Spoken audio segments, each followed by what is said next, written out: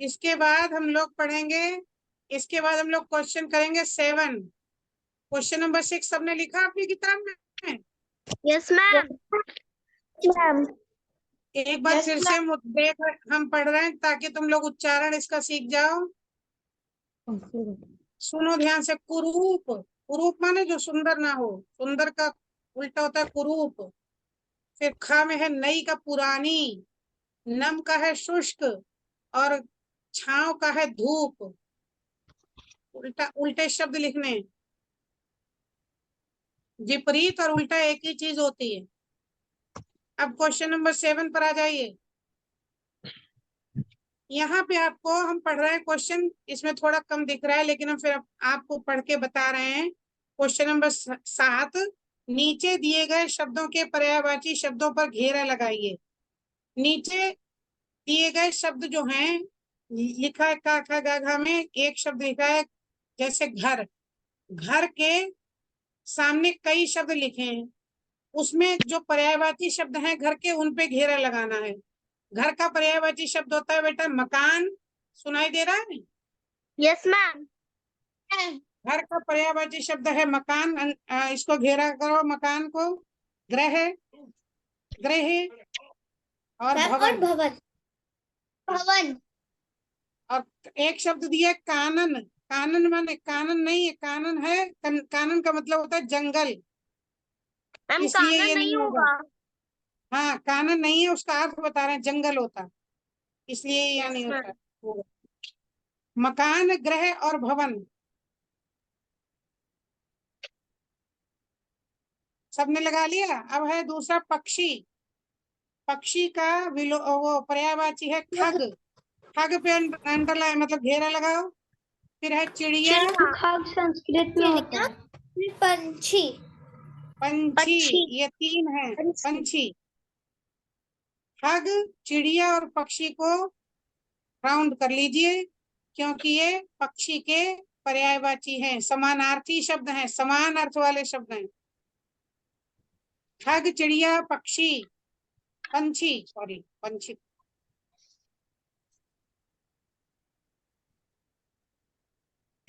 फिर इसके बाद देखो पेड़ का पर्यायवाची पूछे गए हैं। गा में है पेड़।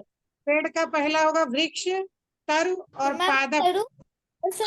तरु, वृक्ष, तरु। तरु और पादप, पादप। इन पे घेरा लगा। वृक्ष, तरु और पादप पेड़ के पर्यायवाची हैं, इन पे घेरा लगा लीजिए। इसके बाद देखिए घा में धरती। धरती का पर्यायवाची है जमीन, धरा और भूमि। भूमि, जमीन, धरा और भूमि को घेरा करो। धरती के पर्यायवाची हैं जमीन, धरा और भूमि। Yes ma'am. मैम फिर धरती इसके का बाद जमीन, धरा और भूमि। हाँ, फिर अगला अंगा को लिखो। देखो आंख का देखो चक्षु। हम चक्षु। चक्षु, नेत्र नेत्र। और नयन। हाँ यही है, चक्षु, नेत्र और नयन। चक्षु, नेत्र और नयन।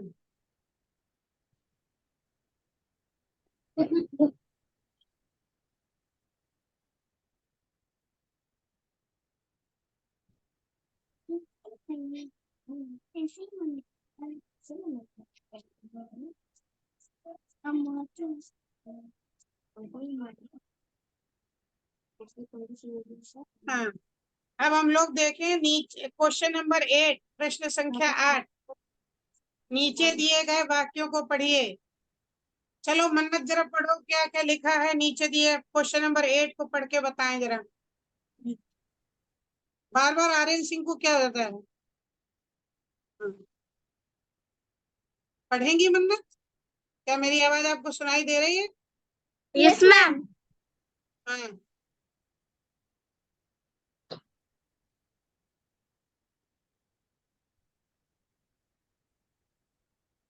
यस मैम पंछी पढ़ लीजिए। देखो, नीचे दिए गए वाक्यों को पढ़िए। पंछी घर को लौटेंगे।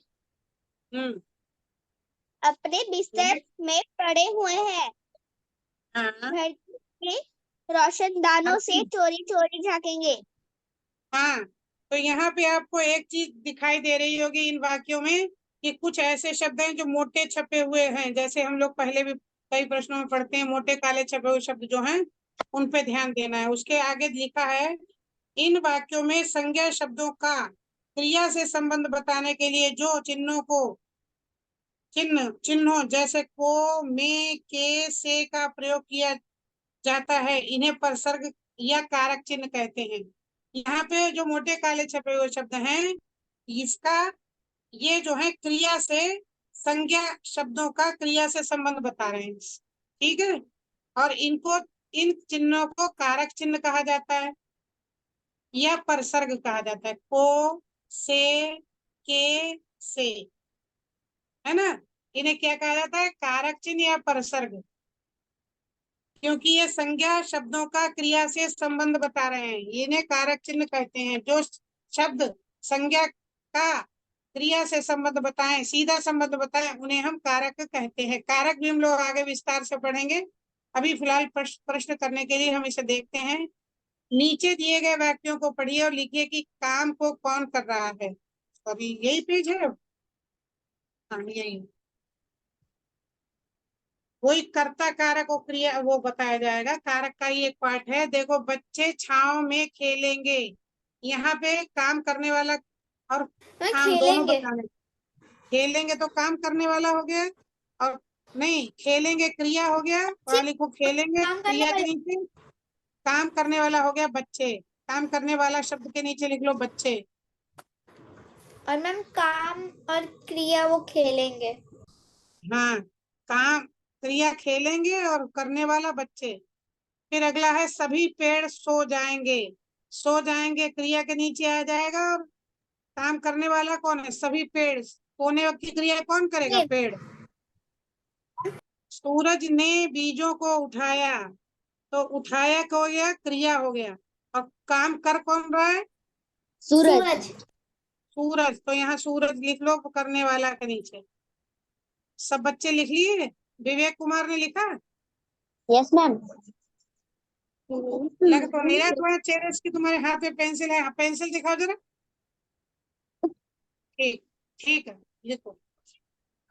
जिस, अब आगे पढ़ो, इसका नियम क्या है, क्या पूछा गया है, वाक्य में जिस संज्ञा या सर्वनाम पद से क्रिया के करने वाले का पता चले उसे कर्ता कारक कहते हैं। अब तुम्हें यह बताया गया है कि कारक तो पहले बता दिया गया, उसके बाद कहा गया कि जिस वाक्य में क्रिया को क्रिया के करने वाले का पता चलता है उसे हम कारक कहते, कर्ता कारक कहते हैं। किसी वाक्य में कोई काम किया जा रहा है, वो किसके द्वारा किया जा रहा है, जिसके द्वारा किया जा रहा है उसको हम क्या कहते हैं, कर्ता कारक। विवेक समझ गए। Yes ma'am. किसे हम कर्ता कारक कह रहे हैं, कहते हैं जिसके द्वारा काम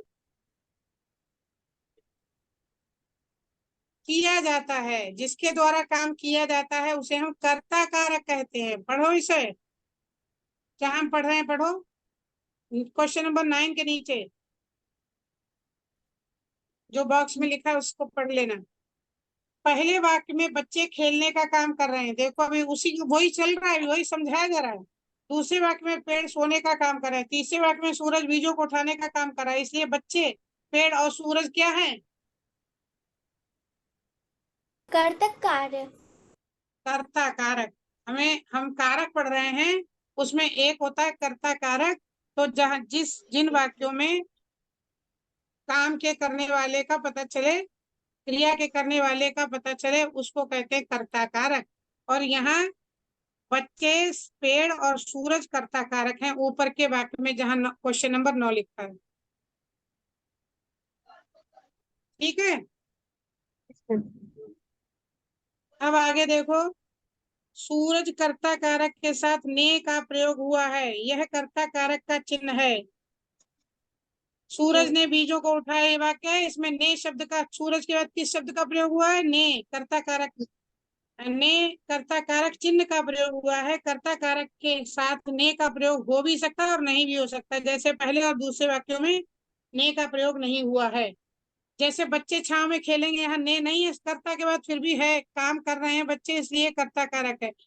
कहीं कहीं से ने का प्रयोग होता है और कहीं कहीं ने का प्रयोग नहीं होता। वैसे हम ने से पहचान सकते हैं, जिन वाक्यों में ने का प्रयोग होता है उससे हम पहचान सकते हैं कि ने से पहले वाला कर्ता कारक है।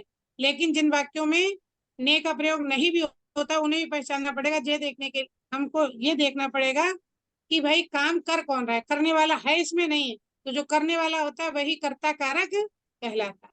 समझ गए? अब यहाँ पे नीचे कुछ वाक्य दिए गए हैं, कर्ता कारक के नीचे रेखा खींचनी है। अब तुम इसे आसानी से पहचान जाओ क्योंकि तुम्हें सारे नियम पता चल गए। हवा, पहला है हवा कहेगी झूम झूम। अब यहाँ कर्ता कारक कौन है?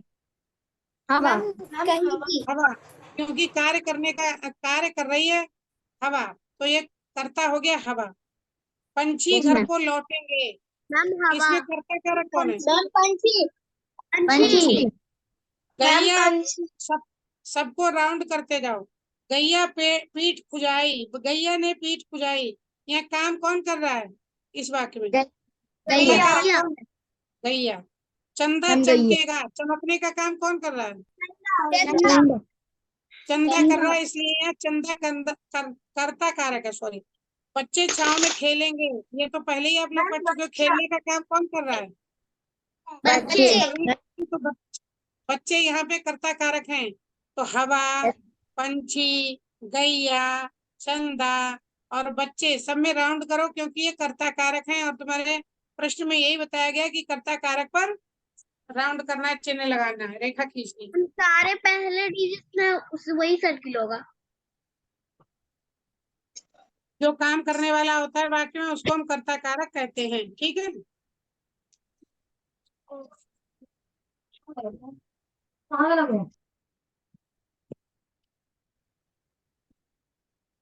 अब है हमारे जीवन में पेड़ों के महत्व के बारे में एक अनुच्छेद लिखिए।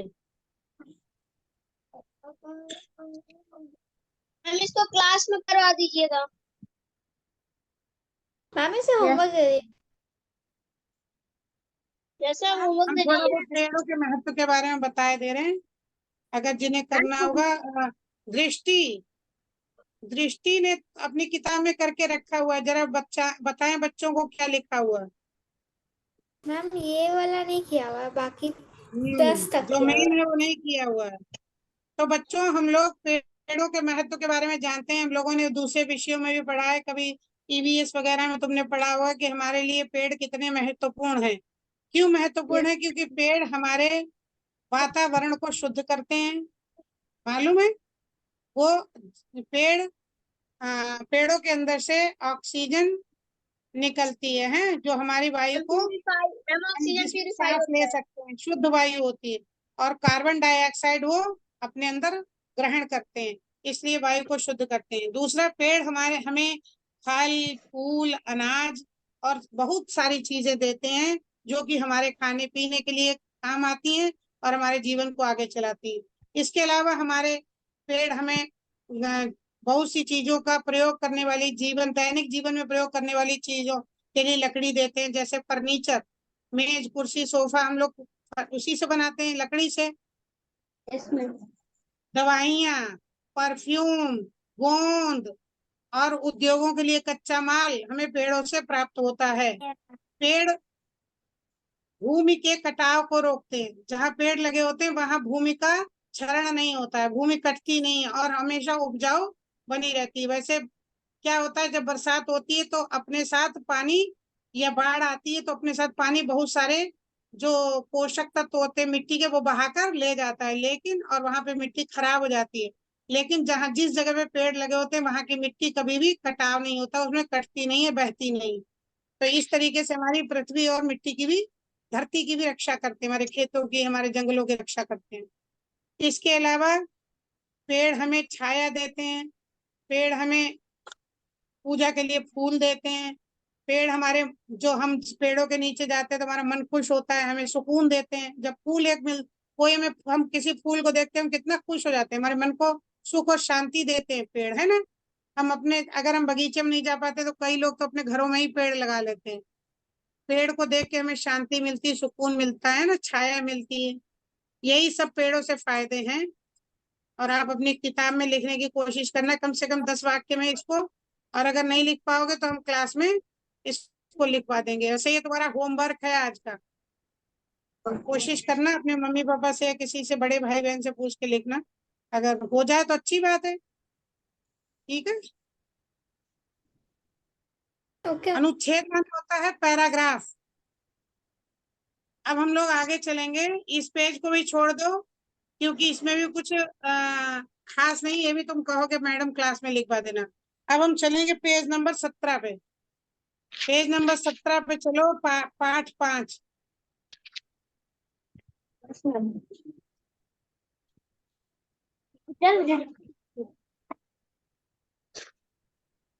प्रिया कुमारी क्या हो रहा है?